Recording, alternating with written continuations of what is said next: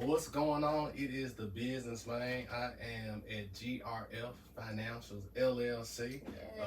with Ashley Ray, CPA. Yes, absolutely.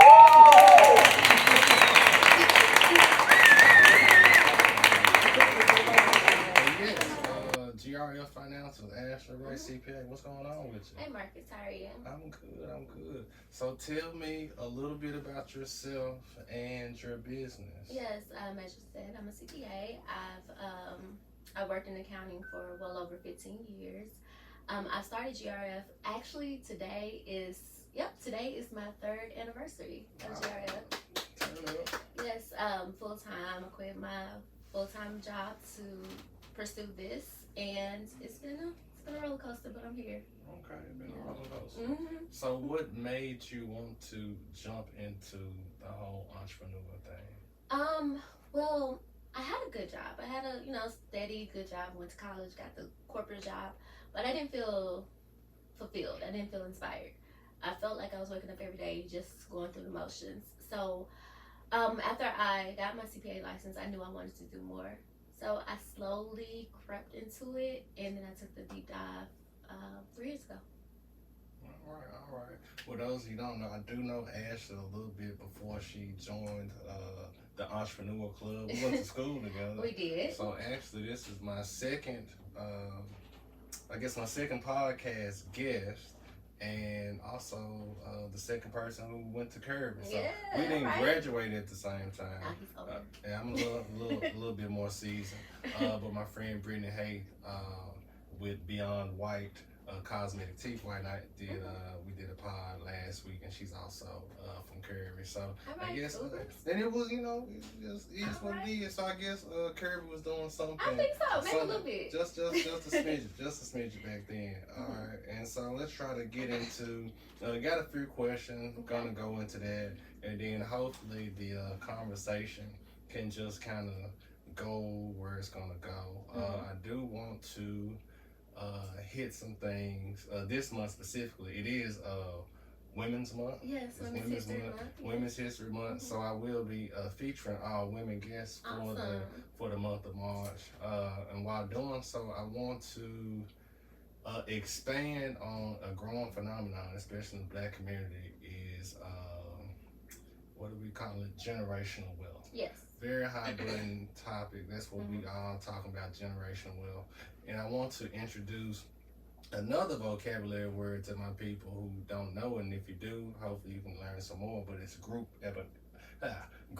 economics. Yeah. Group economics. Okay. And I do believe that that's one of those things where you have to have both in order to really get where you're going. So Absolutely. you got to really know what group economics is and participate in it in order to really get that generational wealth. So hopefully with some of your knowledge and everything, we can, I guess, put the people on a little bit of game with that. Okay. All right, so starting with the first thought-provoking question. Mm-hmm. In one word, where would you put your entrepreneur journey right now? Right now? Right now. Oh, rising. Rising. Oh, why yes, rising? absolutely. It's like I've hit this place where it's just kind of just took off without, I'm not gonna say without any effort, because obviously I come in every day, I put in work 100% each and every day, but it's more effortless. Me getting new clients, me generating new leads, that's coming pretty easily for me compared to where I was. So it's like I almost hit that next level of entrepreneurship. Okay. Yeah. All right. And you said it's not necessarily effortless, but would you say it's a little bit easier Oh. than you thought it was going to be? It's easier than it has been in the past. Okay. Like people, I have more name recognition. I have more referrals out there. I have past clients to do testimonials and vouch for me. So my name is being put in rooms that it was not in at first. So that lead generation, that new clients, it's kind of turning over easierly, Okay. more easy. All right. And with that, could you give me an example of your biggest gig so far? And then after that, if you could think about what would kind of like the dream gig be or the dream phone call be. I would say I don't have one particular client I would say is the biggest. There's different ways to evaluate big, but I would say that I did this one thing. I invested in myself, and I was at your entrepreneurial panel, and we talked about investing in your business. I did an investment in which I went to a conference. It was like it was in the middle of tax season. It cost way too much money. It was all the way to LA, but I took the lunch and I went to it. I made some amazing connections, and from that, I know I've more than doubled my clients. Like almost every new client that I have stems from this one decision. Like the connections I made from there, it's constantly growing. I was on the phone yesterday with somebody that wants bookkeeping services from somebody I met there. So I would say that was my best investment, and that grew me tremendously. Okay. Yeah. And you asked another question. Oh, my ideal. Yeah, what would be my ideal?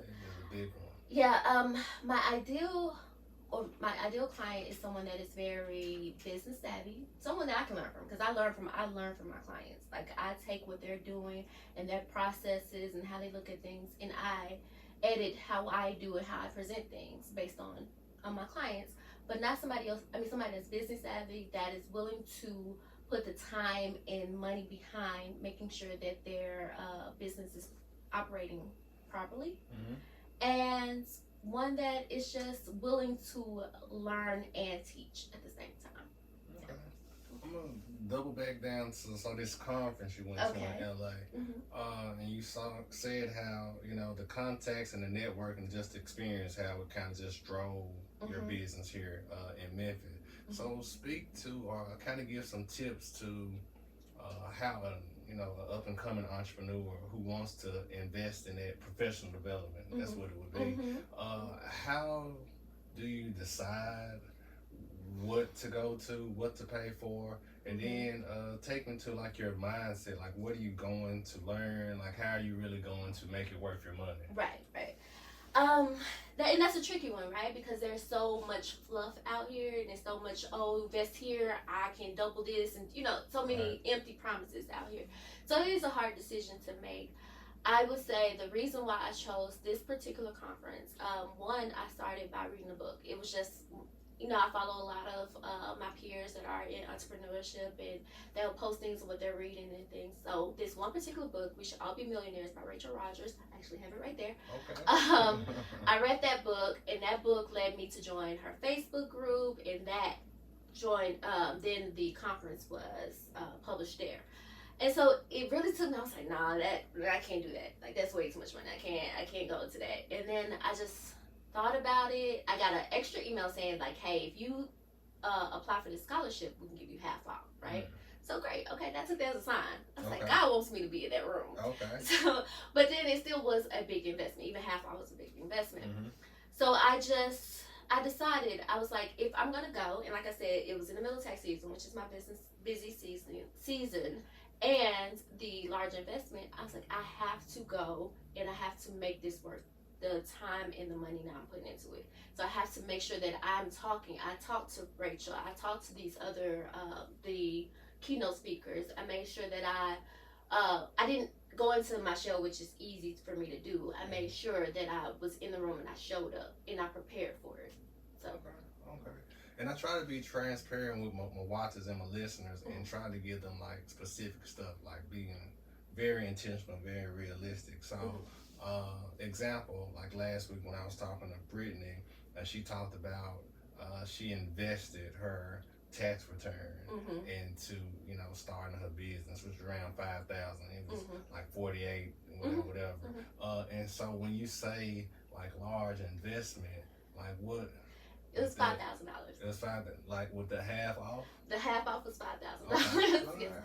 All right. Well, I mean, people need to hear that because you said it was a great experience, and so to you, how long did it take you to really see the return on that investment? I would say I easily made that $5,000 back within 3 months. 3 months? With the clients that I was able to, not only that I got new clients, but it shifted my mindset to make sure I charge what I need to charge for those clients.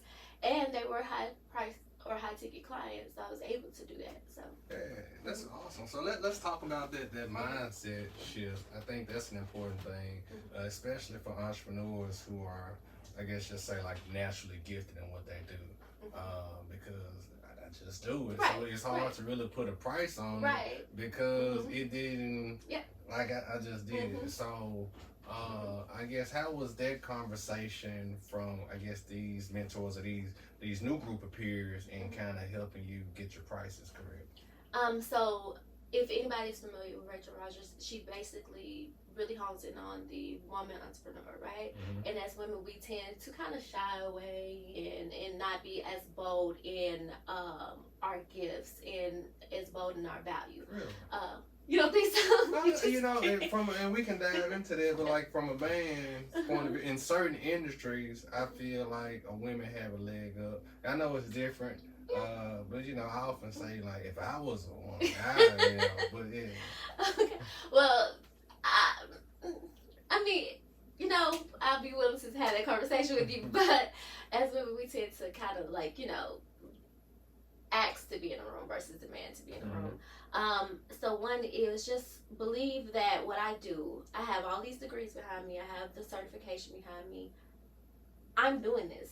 Not too many people do this. So why am I trying to convince you to hire me by lowering my prices? And I can't be my best asset to you and your business if I have to have 50 of you in order to make a living, right? So I have to charge what is reasonable enough for me to have only a select few so I can give my all to those select clients. Okay. And I think that's a great point you hit on, like entrepreneurship. Oftentimes we're chasing this dream, but in the process of chasing this dream, them bills still the same It's over here, right? for real. And so I really preach self-introspection. Like I think all entrepreneurs need to really sit down with themselves and look themselves in the mirror, talk it out with somebody out there, whatever. But you really need to know yourself, and part of that is knowing your finance. Like you need to know how much it costs you to live, how you want to live a month, and then that should in turn allow you to create, not even gonna say realistic, but prices that's just gonna affect your lifestyle. Yeah. Because like you said, I would rather just have to work with 5 people, you know, to live my life how I need to every month as opposed to 50 people. Right. And you become a better service provider, right? Like if you have 50 people, you can't get on the phone, you don't return texts, you don't return emails, but if you have 5, you can more so cater to those individuals. So let me ask you this, as an individual CPA, what do you think would be a nice max amount of clients just for one CPA? I don't know if I could say that because all clients are different. I have, I have 8 on retainer right now, and they all have different needs, right? But with 8, I have a support system. Like I have a bookkeeper that helps me with that workload, and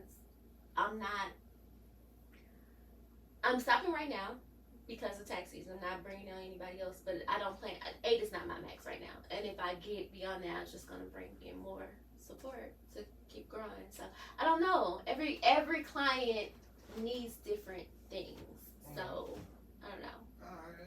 And these are retainer clients, not tax clients. So okay. So let's talk about that retainer, because I meet people where they at. So some people may be new entrepreneurs. They may just saw me and like, man, I want to, you know. So what is a retainer? When I say retainer clients, I mean those that I engage with every month to provide them services. So my particular services are bookkeeping and virtual CFO. Virtual CFO is basically we become your accounting department. So we take care of, you know, your taxes, your books and bookkeeping, and we provide you with meaningful reports to make those management decisions. So you know how you were just saying you got to know what your finances look like, right? You were more so speaking on the personal level, but even in business, you need to know what those numbers are. You need to know how much does it cost to operate, and therefore base that on setting your prices. You need to know what market is more profitable than the other. Those type of things is what I help bring to the owners or management team of my clients. All right. So how do you approach a potential retainer client to really get that residual income? Like, what's that process like? So again, because things are going smooth at this level, I'm not quite at the level I want to be, but at this level, I've had a lot come to me instead of me approaching them. But even so, it's still a selling game, right? Like, even though they know me or they've heard me and they're interested, I have to still let them know my value. I have to communicate to them my value. So it's just sitting and understanding their needs and what the void that they have in their current processes. Like, for instance, I have a client that I just brought on. He has a in-house accounting person, right? But that takes care of like sending out invoices and paying the contractors and things like that. But he doesn't have that piece where we're translating those numbers into making real reports that make sense to him and to communicate with his outside investors. So I had to know that. I had to ask those questions and understand the process of his business to let him know how I can add value to his company, and then evaluate it from there. Cool. All right, so we're just gonna shift into my next question. Okay. That was just one question? That was just one question. I told you it's a whole lot of stuff going on. All right. And so it shouldn't be too hard, but just what keeps you motivated to be in this entrepreneurial life? Well, one, I like what I do. I wake up every day and I'm not, like I said, when I was in corporate, I was kind of like, I'm not doing anything, I'm not adding value to the world. I feel like I'm truly adding value to the world. I am changing business owners and businesses. Like, my value that I'm adding to them are making them better. So therefore, I'm excited by doing that. And I truly do like accounting. As nerdy as that sounds, I do. So, and then it's just, I always imagined myself here, but I didn't imagine myself here. You know what I mean? Like, I'm actually living my dream that I want. Like, you know, it's not, I'm not nearly at the finish line, but I'm actually doing this. Okay. I'm waking up every day and I'm working for myself. So like, this huge. This is a part of the plan. This is part of the plan. That's what's up. That's what It is what we figure it out and post. But no, that's so awesome. That kind of threw me off a little bit. But that's why you're motivated to be in a life. We were talking about setting your prices out. Oh, virtual CFO. Mm-hmm. Virtual CFO. And so CFO stands for? Chief Financial Officer. All right, so Chief Financial Officer. And obviously in large organizations, the CFO is a very integral part of their organization.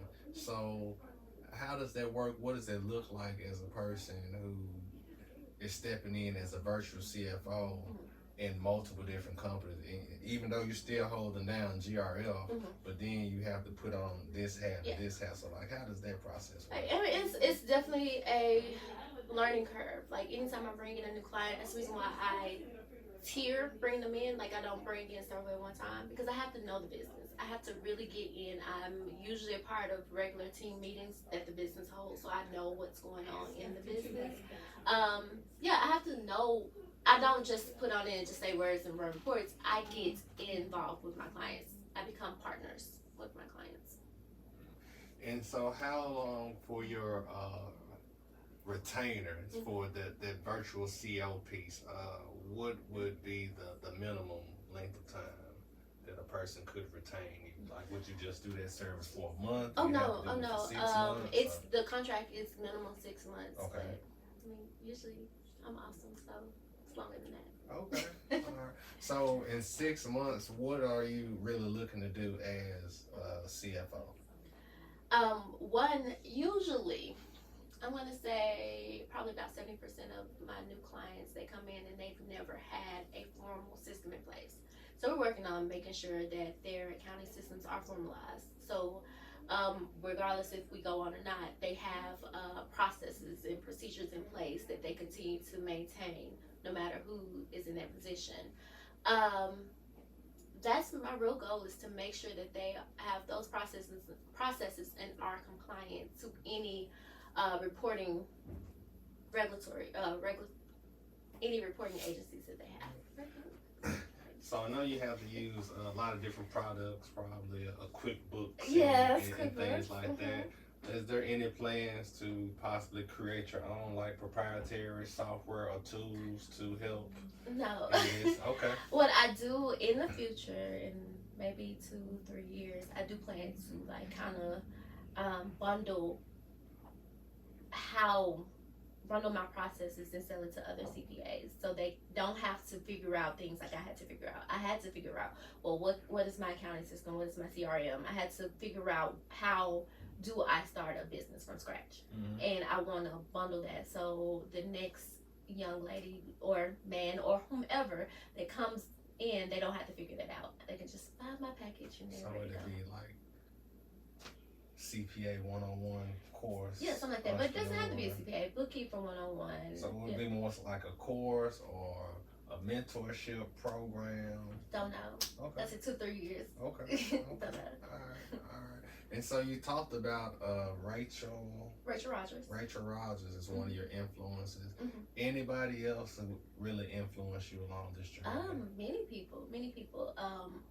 I make sure that the people that I surround myself with are influencing me, and that doesn't mean that they have to have a certain position or a certain, criteria. It's just that I like people that I can feed off of and can feed off of me. So all my friends on the day to day, I'm influenced by. But I also have a former mentor. I used to work for him. He's a sole proprietor CPA.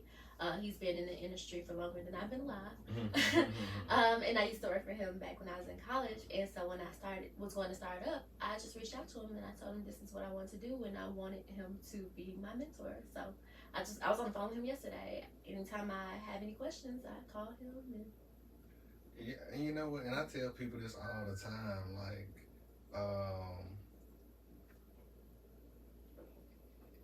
people really want to help you. Yeah. Like folks who are along in the game.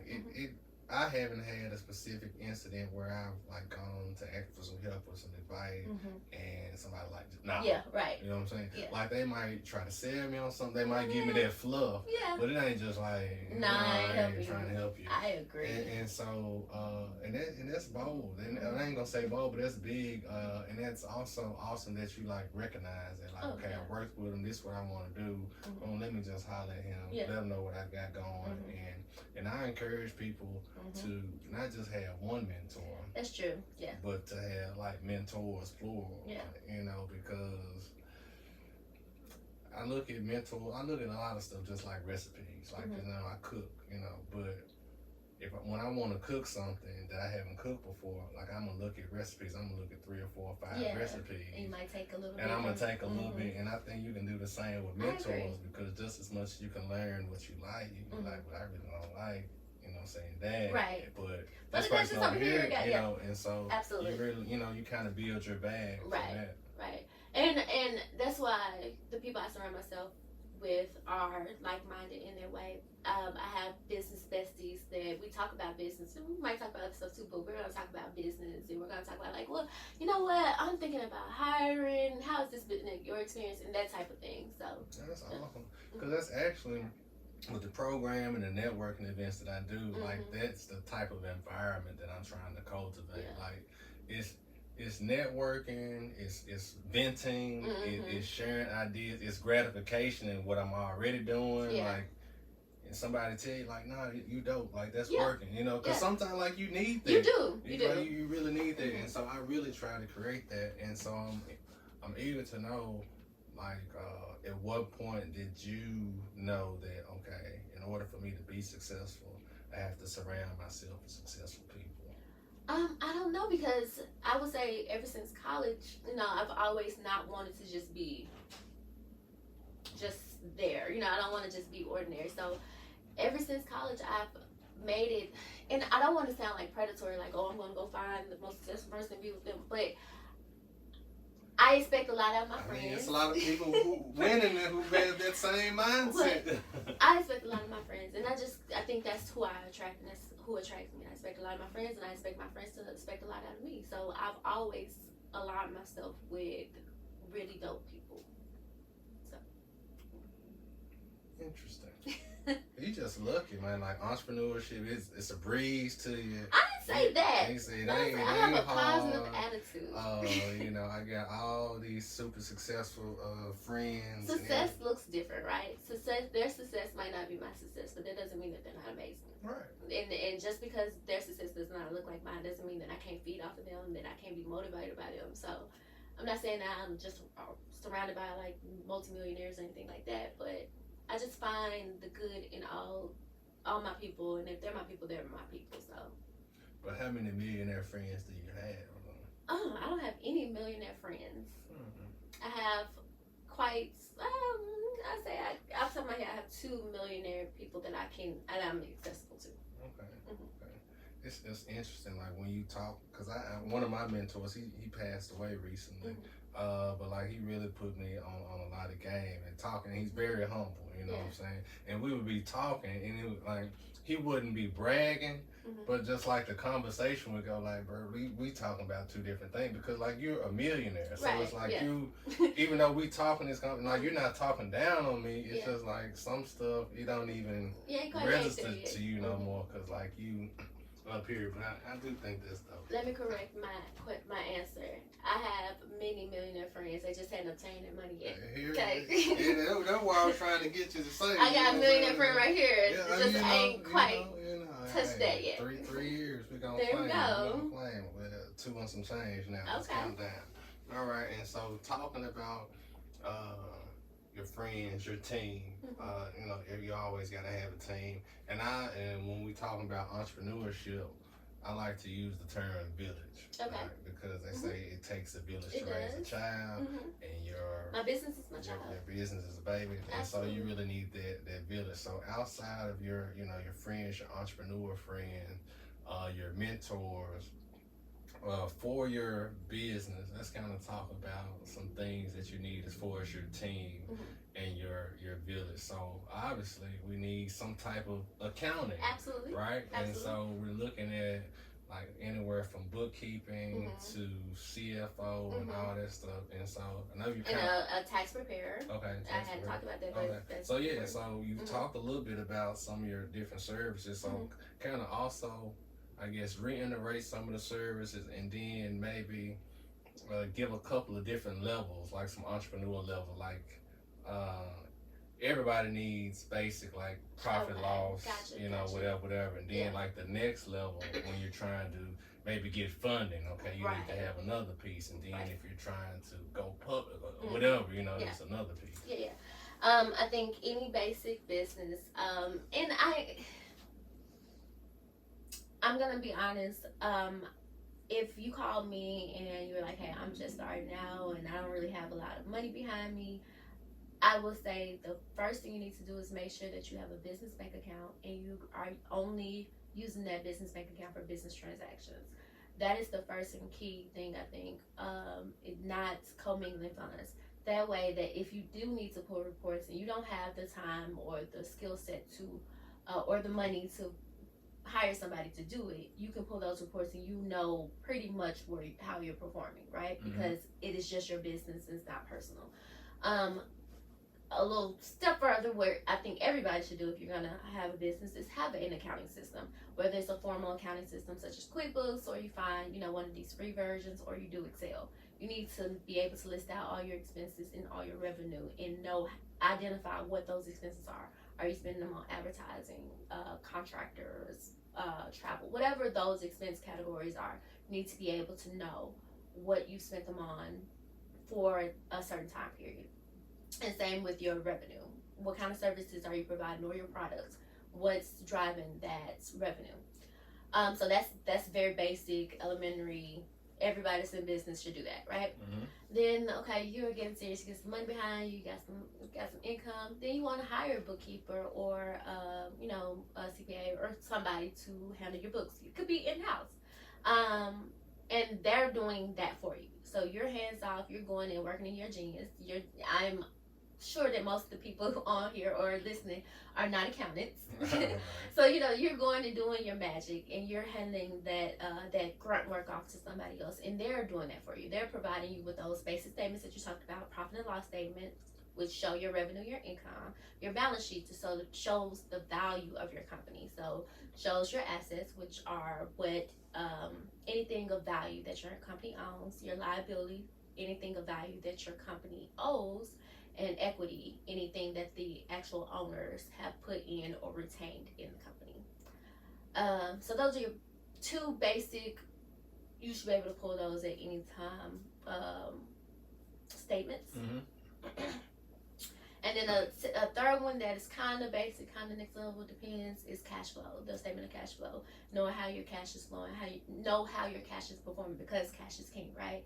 You gotta know where your cash is and what it's gonna look like for the next period or the period after that. Then yeah, so after that, I would say make sure that you are tax compliant. And the way that you know that you're tax compliant is having those statements solid, having really good statements. Make sure you're tax compliant with not only the federal government, but also the state. A lot of people forget you have state obligations, you have state business tax, and most businesses have state franchise and excise tax. So make sure you are compliant with that. F&E Yes. and business tax. Correct. And some people have sales tax. Yeah, some people have sales tax. Play that game. Correct. And then, just build off that. Now you're being able to go, if you are there, now you can invest more and you're able to run those reports so you know what product has the best profit margin. You know what customer brings in the most money, what your seasons look like. Maybe you're really profitable in April, May, but you can forecast a slow season in September. Those type of things will be your next thing to focus So on. you using big words like forecast. Okay, I'm sorry. You can project that September is gonna suck, so be prepared for that. Okay, and just gonna get off the technical stuff. Okay, sorry. But just I Just just count wanna, it. That's what I do. That's what I know. Well, I want to just give somebody can learn something Right. here. What is the difference between a cash flow statement and then like a profit and loss? Well, not all profit and losses are based in cash, right? Okay. Let's see a good example. Like if you prepaid up something, like you prepaid, I don't know, your internet expense for the whole year or your rent for the whole year. Prepaid the rent for the whole year.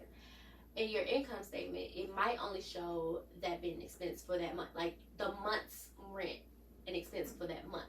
But as far as your cash goes, that is depleted. So you don't have that cash, even though it's reflected in your profit and loss as only 1 month's rent.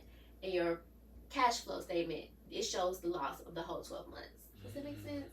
So you know exactly how your cash is performing. And then it's broken up in different sections. So you know if you're just operating, using your cash to operate, using your cash to finance the business, or using your cash to invest in the business. Okay. Wow. All right. That's why you need me. That's why yes, that's why we need you. But I try to give people pathways. So you've already kind of done that, and I like to try to tell people, if you want to go ahead and get serious about it, like you can really get all your paperwork done, like to be operating within the business in like an hour. Yeah. Like real talk, you can go get your EIN, you can go, Secretary of State through the LLC, S Corp, whatever you want to do with that. Boom, you can get on find you a POS service like a Square. You got your POS, boom. You get you a bank account, Square, in 10 minutes. In Square? Square. Oh, okay. 10 minutes. You can get you a debit card. You can link Square to payroll systems, to different accounting systems. You can have a website. And so, like, within an hour, like, if you... I would say hours a little stretch. Maybe 2 hours, though. But real quick. It's quick. I knew it. I've done it in less than an hour, going through that process. Because I've done it several times. And so, that's, again, one of those things to where it was hard for me to really put a price on it because, like, I've done it. So, yeah. And I'm like, oh, I have a price for it. Right. Now I have a price, but at first it's like, kind of, because, I know how to do this. Boom, boom, you need to do this.